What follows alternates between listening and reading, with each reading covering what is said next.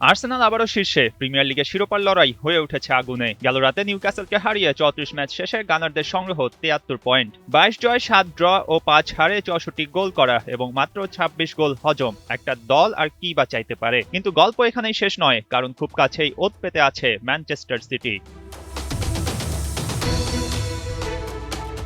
শিরোপার দৌড়ে আর্সেনালের সাথে ম্যান সিটির ব্যবধান এতটাই সূক্ষ্ম যে শেষ কয়েক ম্যাচই নির্ধারণ করবে ভাগ্য।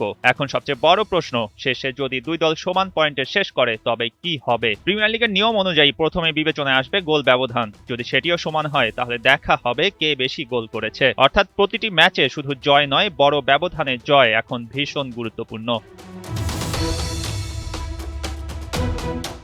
আর্সেনাল ম্যান সিটি 70 পয়েন্ট নিয়ে সমান সমান অবস্থানে ছিল গেল সপ্তাহেই, যদিও তখনও সিটি দখল করেছিল শীর্ষস্থান। গোল ব্যবধান সমান থাকার পর কে কতটি গোল করেছে সেই হিসাবে সিটি এগিয়ে। পেপ গার্দিওলার শিষ্যরা 33 ম্যাচে গোল করেছে 66টি আর হজম করেছে 29টি। যদি দেখা যায় গোল সংখ্যাতেও সিটি আর্সেনাল সমান সমান জায়গা নেয় শেষমেশ, তখন কি হবে?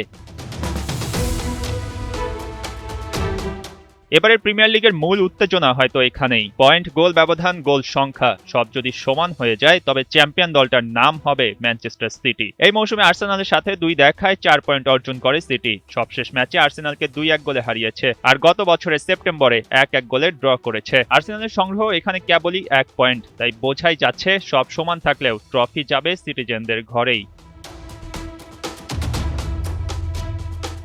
সমীকরণ পরিষ্কার, আর্সেনালের সামনে শুধু জয়ের লক্ষ্য নয়, গোলের ব্যবধানও বাড়াতে হবে। শেষ বাঁশি বাজা পর্যন্ত এই লড়াই থামছে না। প্রতিটি গোল, প্রতিটি মুহূর্তই লিখছে নতুন গল্প। কারণ এই লড়াই এখন শুধু পয়েন্টে নয়, প্রতিটি গোলেই নির্ধারিত হতে পারে শিরোপার ভাগ্য।